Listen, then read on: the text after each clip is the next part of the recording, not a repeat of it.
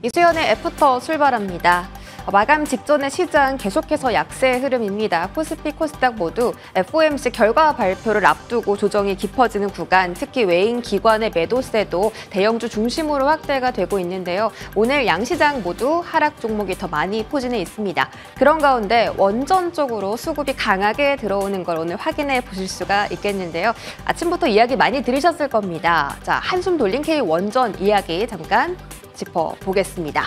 8월 중순에 한수원과 웨스팅하우스 간의 소송이 재개됐다. 하반기 수주 모멘텀에 불확실성이라는 먹구름이 꼈다라고 전해드린 바가 있는데 그 먹구름이 걷히는 이야기가 오늘 전해졌죠. 웨스팅하우스 측에서 한수원에 원전 수출 통제를 막아달라라고 소송을 제기했는데 미국의 법원이 한수원의 손을 들어줬습니다. 그럴 자격 없다라고 최종 판단을 내렸어요.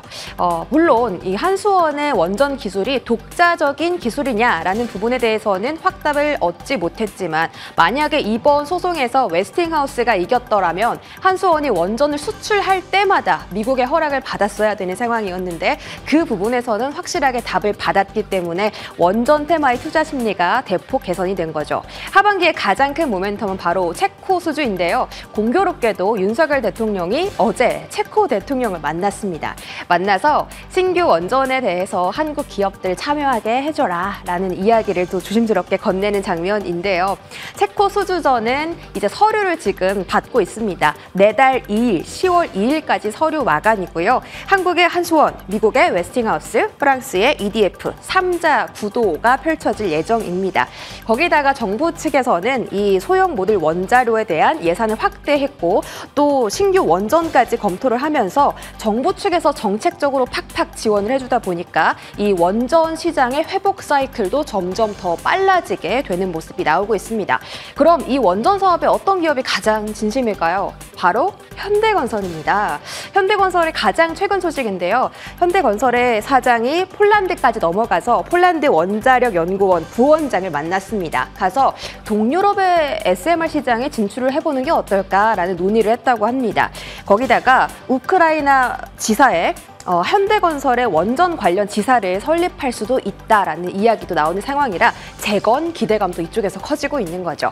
자, 현대건설은 대형 원전, 소형 원전 시장에서 국내 기업 중에 가장 빠르게 선점을 해나가고 있습니다. 어떻게 선점을 했냐면 대형 원전 쪽에서는 미국의 웨스팅하우스가 밀고 있는 AP1000이라는 원전으로 프로젝트를 진행할 때 현대건설과 가장 먼저 MOU를 할 수 있도록 하는 권리를 가지고 있고요. 해외 소형 모듈 원전 시장에서는 홀텍과 손을 잡았습니다. 2021년에 홀텍과 손을 잡았고 8월 28일에 전해드린 내용인데 홀텍의 그 미국 본토에서 SMR 건설을 착공한다. 2026년부터 착공한다라는 소식을 전해드린 바가 있죠. 그리고 현대건설이 가장 주 무기로 가지고 있는 것이 바로 이 SMR 160입니다.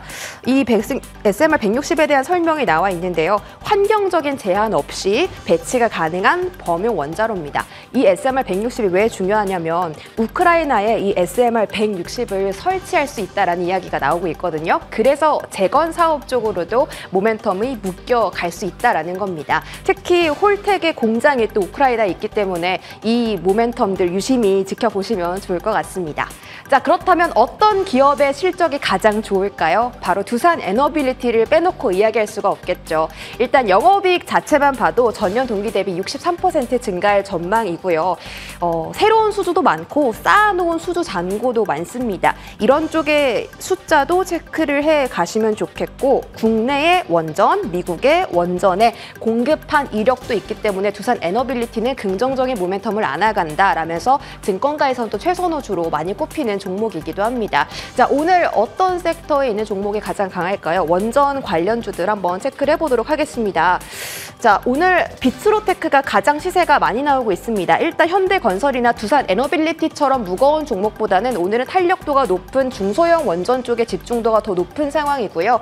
현대건설 같은 경우는 기관의 매집, 두산 에너빌리티는 외인 기관의 매집이 나타나고 있다라는 점도 체크를 해드리도록 하겠습니다. 두산 에너빌리티 밑골이 달고 그래도 강하게 다시 반등하는 모습, 한정기술, 하이로코리아, S&T 에너지까지 시세 체크를 해드리도록 하겠습니다. 자, 완전 다른 화면 보도록 하겠습니다. 자, 어떤 화면이냐면요. 제가 이 화면을 8월 28일에 좀 소개를 드린 바가 있습니다.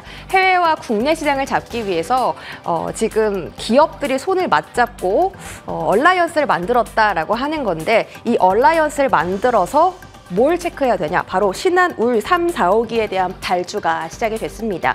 어떤 기업이 이 신한울 사업을 가져갈 거냐, 이 포인트를 중점적으로 보시면 될 것 같고요. 나머지 모멘텀도 체크를 해보시기 바라겠습니다.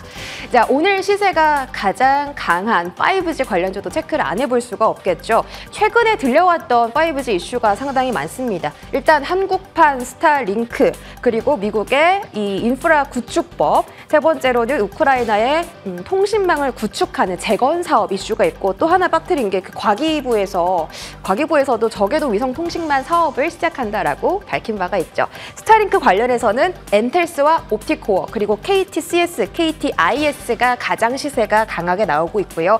인프라 구축법 관련해서는 에이스테크가 오늘 상한가에 도달하기도 했습니다. 우크라이나 통신망 구축 관련해서 머큐리가 시세를 강하게 주고 있고, 지난주부터 우상향하는 흐름이 연출이 되고 있습니다.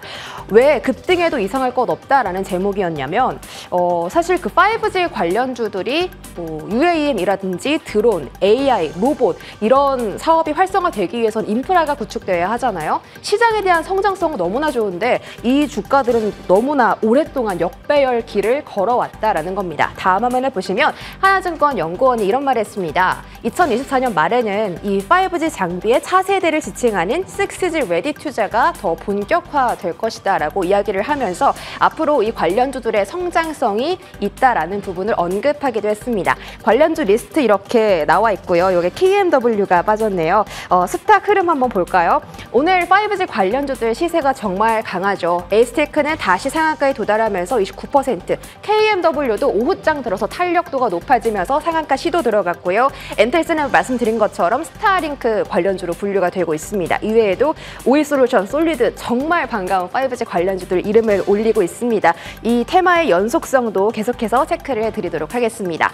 자, 마지막으로 제약 바이오 업종이 하반기에는 계속 더 강할 것이다 라는 이야기가 들려오고 있습니다. 그런 가운데 유한양액이 곧 폐암 신약에 대한 임상 3상 데이터를 발표할 예정이라는 소식이 전해졌습니다.